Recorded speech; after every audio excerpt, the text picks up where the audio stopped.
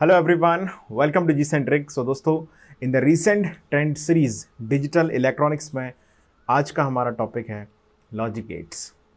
सो दोस्तों, logic gates एक ऐसा चैप्टर है जिस पर डायरेक्ट क्वेश्चन तो उतने ज़्यादा फ्रेम नहीं होते हैं, लेकिन अगर ये चैप्टर आपको नहीं आता होगा तो बहुत सारे गेट के क्वेश्चन ऐसे हैं जो आपको समझ में ही नहीं आएंगे, पहली चीज़।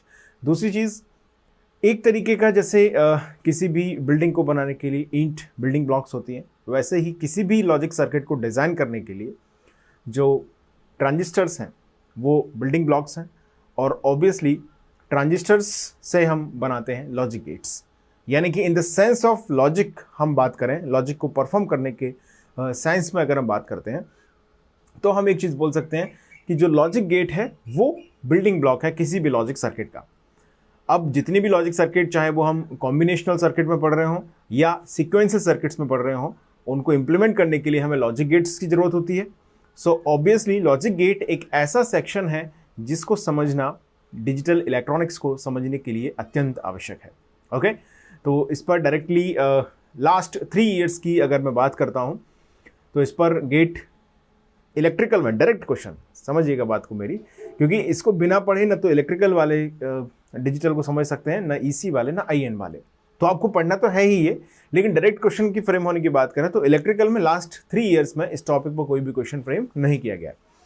गेट इंस्ट्रूमेंटेशन का द वेरी फर्स्ट क्वेश्चन जिससे हम आज का डिस्कशन स्टार्ट करेंगे, जो कि इसी साल 2022 गेट में पूछा गया था, और दूसरा क्वेश्चन गेट इलेक्ट्रॉनिक्स में इसी साल 2022 में पूछा गया लॉजिक गेट चैप्टर से।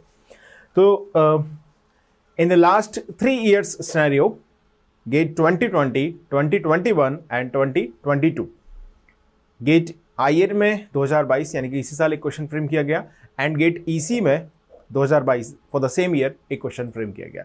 यानी कि डायरेक्ट क्वेश्चंस की बात करें तो 2 ही क्वेश्चन इस टॉपिक पर फ्रेम किए गए हैं। लेकिन इस टॉपिक की इंपॉर्टेंस की अगर हम बात करें तो आप चाहे सीक्वेंशियल सर्किट्स के क्वेश्चन आगे आने वाले सेशंस में हम लोग डिस्कस करेंगे, सीक्वेंशियल सर्किट्स के क्वेश्चन, कॉम्बिनेशनल सर्किट के क्वेश्चन, तो उन क्वेश्चंस को भी आंसर करने के लिए आपको लॉजिक गेट्स की जरूरत पड़ेगी। इनफैक्ट वहां पर सर्किट में आप देखेंगे लॉजिक गेट्स कहीं ना कहीं लगे हुए हैं, NOR gate, XOR gate, AND gate, NOR gate, NAND gate, whatever.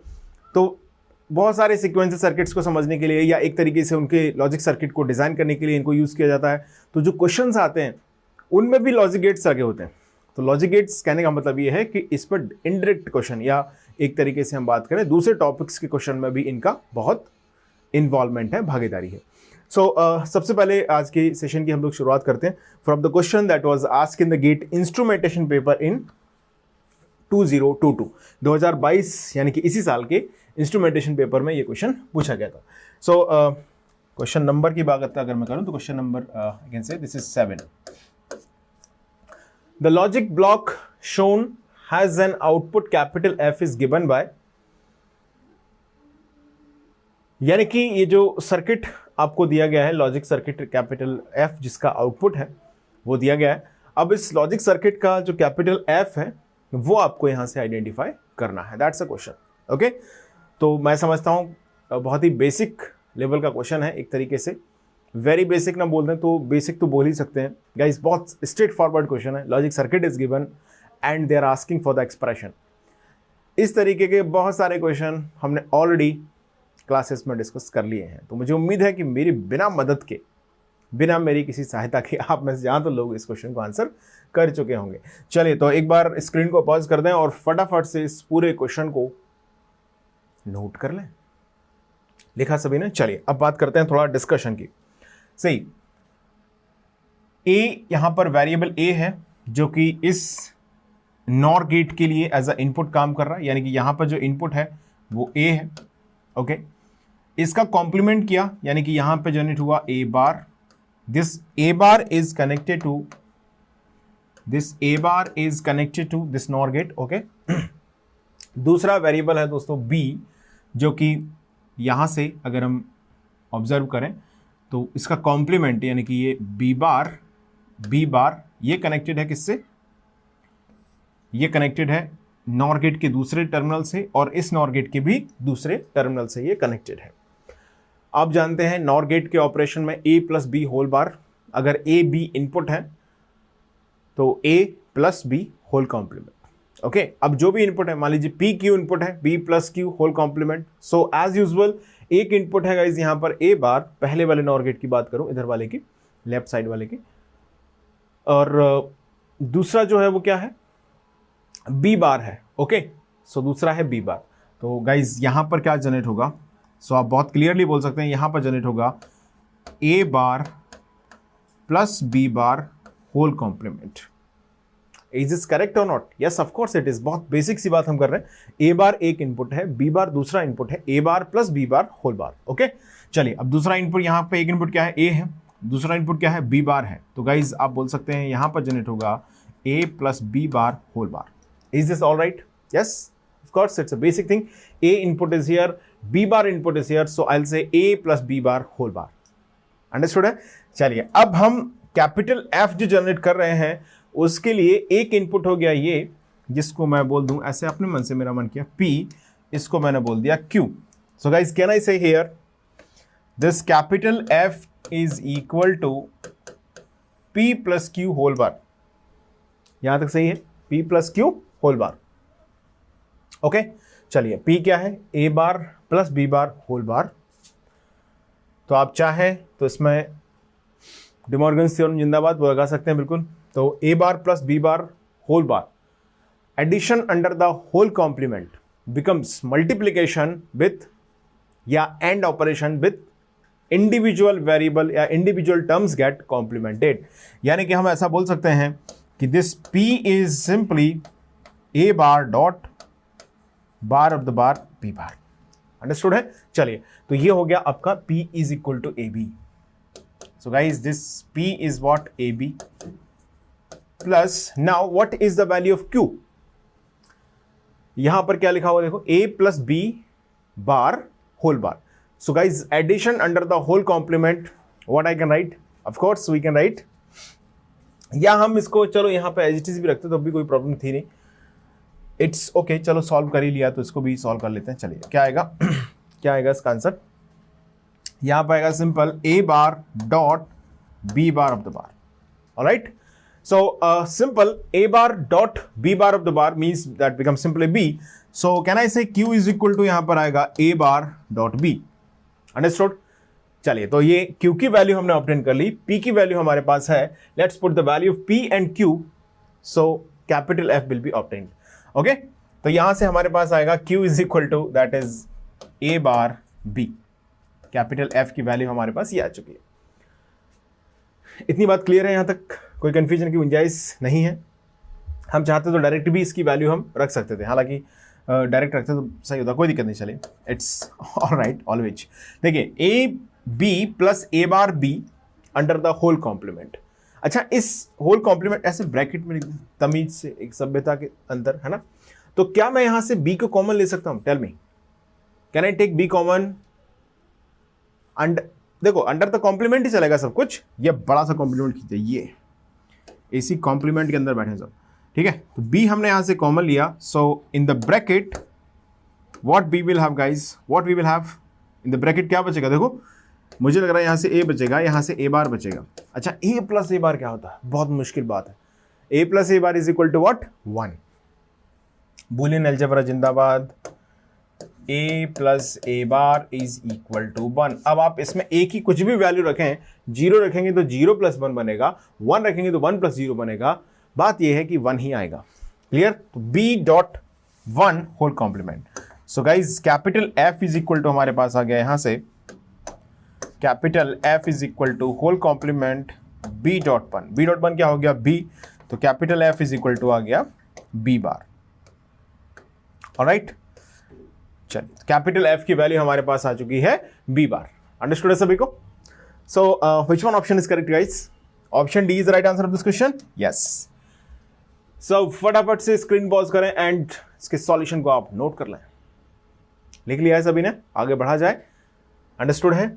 कोई कंफ्यूजन, कोई शंका यहां तक नहीं रहनी चाहिए। अगला प्रश्न आपके सामने ये रहा। गेट इलेक्ट्रॉनिक्स 2022 में ये क्वेश्चन पूछा गया था। सो अगेन गेट ईसी में एक क्वेश्चन, गेट आईएन में। मैं फिर से बोल रहा हूँ, ये डायरेक्ट टॉपिक पर आस्क्ड क्वेश्चन है, यानी कि इसमें सिर्फ लॉजिक गेट का ही कॉन्सेप्ट हमें यूज करके आंसर्स को कर देना है। हालांकि इससे पहले वाले में थोड़ा सा बूलियन अलजेब्रा था, बट इतना बूलियन अलजेब्रा तो बहुत कैजुअल है। क्या किया जाए, क्वेश्चन को पढ़ें। Let's read the question. Consider a Boolean gate D where the output y is related to the inputs a and b as y equal to देखिए यहां पर एक बूलियन गेट इन्होंने D मान लिया है, जिसका नाम रखा है DAC। आप चाहे तो अपने नाम का फर्स्ट लेटर ले लेते। ओके, आप नहीं चाह सकते, इसमें गेट माया हुआ y is output, okay, related to the input a and b as y equal to, यहां पर दिया है a plus b bar, okay, where plus sign denotes the logical OR operation.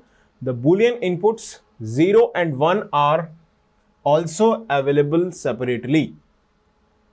okay, यानी कि ये बोला गया है कि जो लॉजिक 0 लॉजिक 1 सेपरेटली अवेलेबल हैं, ओके, और जो प्लस साइन है वो लॉजिक OR ऑपरेशन को दिखाता है। बिल्कुल इतनी बात समझ में आ गई। चलिए आगे बढ़ते हैं।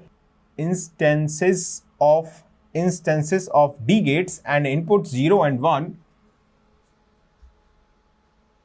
NAND logic can be implemented, OR logic can not be implemented, NOR logic can be implemented, AND logic can not be implemented. आपसे पूछा गया है इसमें select the correct option oblique options, यानी कि गाइज ये मल्टीपल सेलेक्ट क्वेश्चन है। ये गेट में नया फॉर्मेट जिसकी बात मैंने लास्ट क्लास में भी की। मल्टीपल सेलेक्ट क्वेश्चंस के अंदर क्या होता है, आपको हालांकि क्वेश्चन की शुरुआत होने से पहले ऊपर लिखा रहेगा, so don't get confuse. Multiple select question के अंदर मोर देन 1 करेक्ट आंसर्स हो सकते हैं, यानी कि इस क्वेश्चन के आंसर 1 हो सकता है, 2 हो सकते हैं, 3 हो सकते हैं, चारों भी सही हो सकते हैं। अंडरस्टूड है? तो वहाँ पर आपको मल्टीपल सेलेक्ट क्वेश्चन कैसा है कि नहीं ये मेंशन रहेगा। सो उसमें कंफ्यूज ना हो कि हमें हर क्वेश्चन में ये जांच करना पड़ेगा कि मल्टीपल सेलेक्ट है कि नहीं। ऐसा नहीं है, multiple choice multiple select. Multiple select question में नेगेटिव मार्किंग भी नहीं है, बट कोई फायदा भी नहीं होता उसका।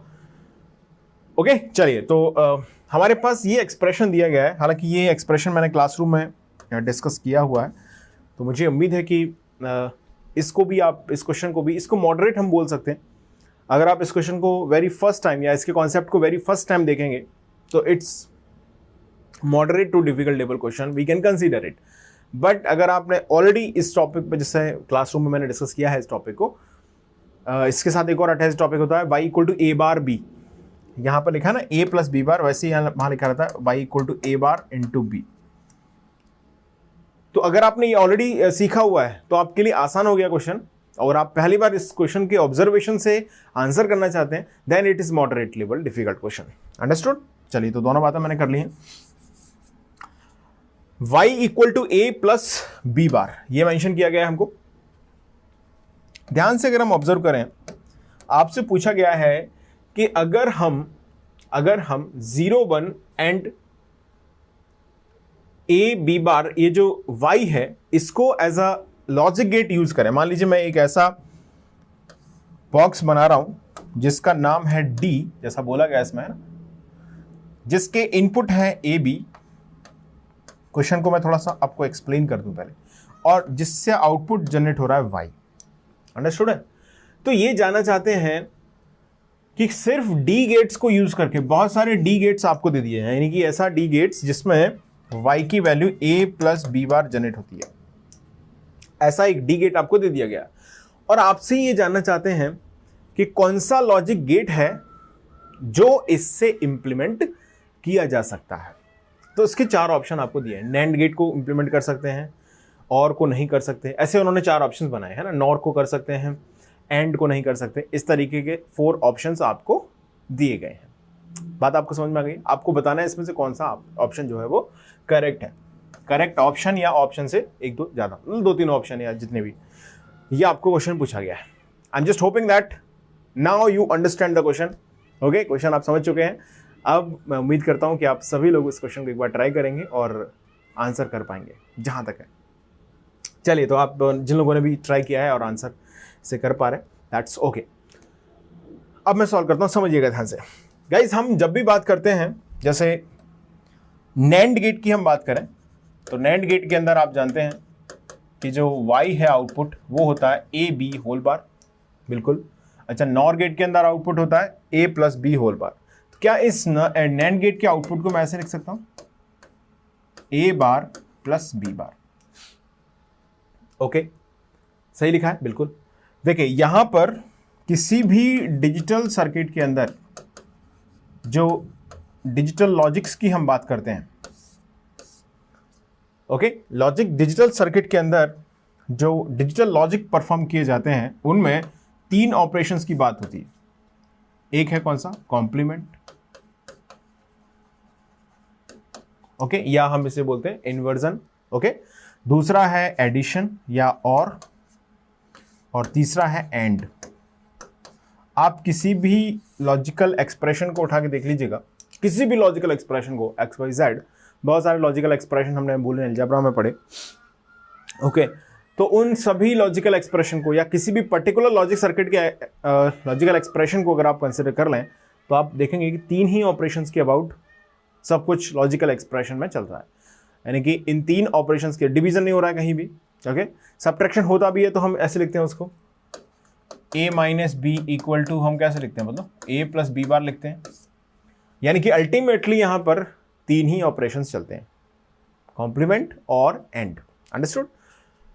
तो इसके अंदर जब हम नैंड गेट की बात करते हैं तो यहां पर एंड ऑपरेशन हो रहा है, in this form and operation हो रहा है, यहां पर और ऑपरेशन हो रहा है, और वेरिएबल क्या है, कॉम्प्लीमेंट भी है, ओके। तो हम बोलते हैं this is universal circuit.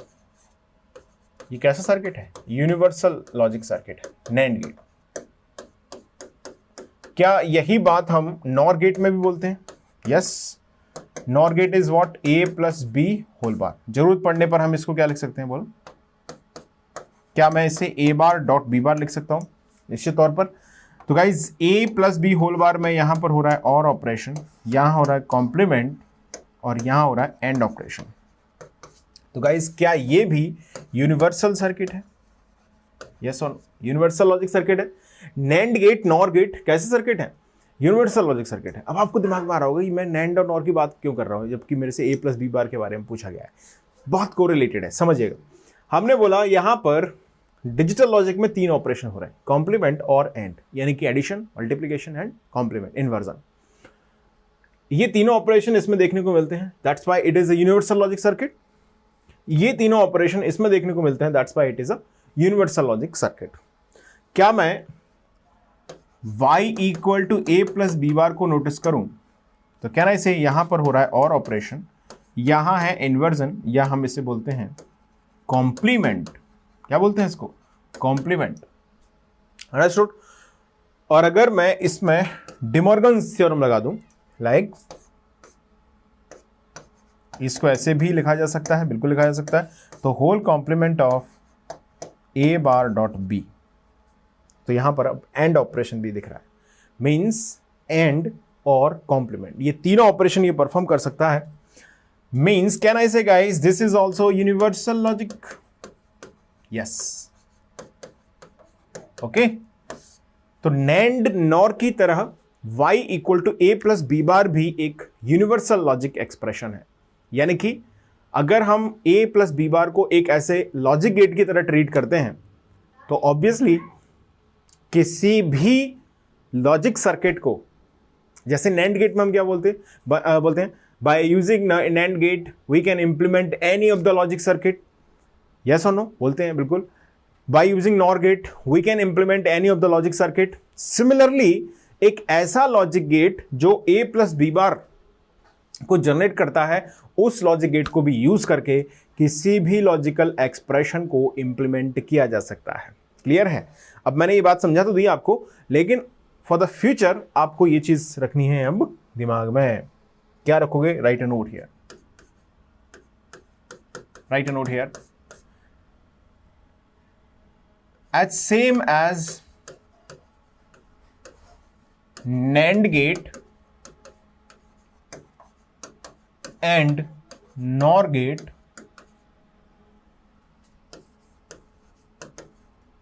y equal to a plus b bar, comma y equal to A B bar is also are, है ना, दो है ना, आर ऑल्सो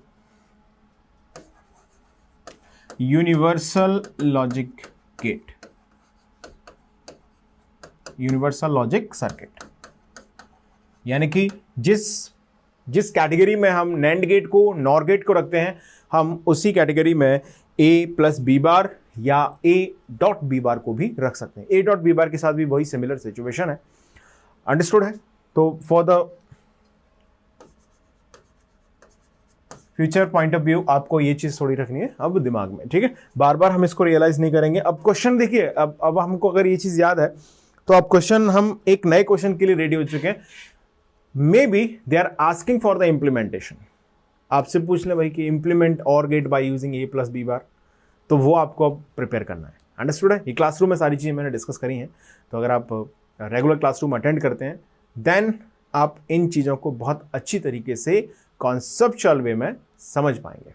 क्लियर है बात सभी को? चलिए तो वापस से इस क्वेश्चन पर आते हैं हम।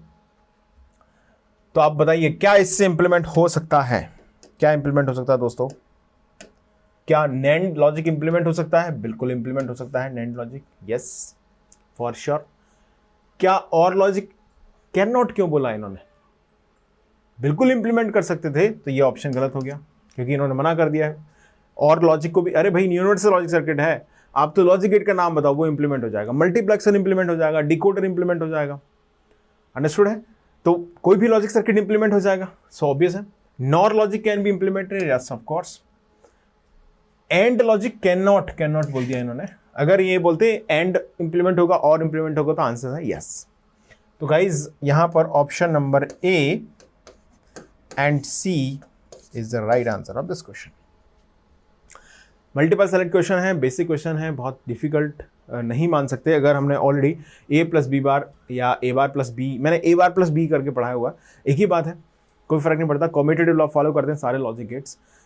ओके, सो ये आज के सेशन में हमने कंप्लीट किए लॉजिक गेट पर बेस्ड रीसेंट ईयर्स के क्वेश्चंस और उनका एनालिसिस भी हमने किया। तो मुझे उम्मीद है कि आज का ये सेशन आप सभी लोगों ने एंजॉय किया होगा। मिलते हैं अगले सेशन में जहां पर हम बात करेंगे number systems and data representation पर बेस्ड रीसेंट ईयर्स के क्वेश्चंस की। So that's will be enough for the today session. Thank you so much for watching.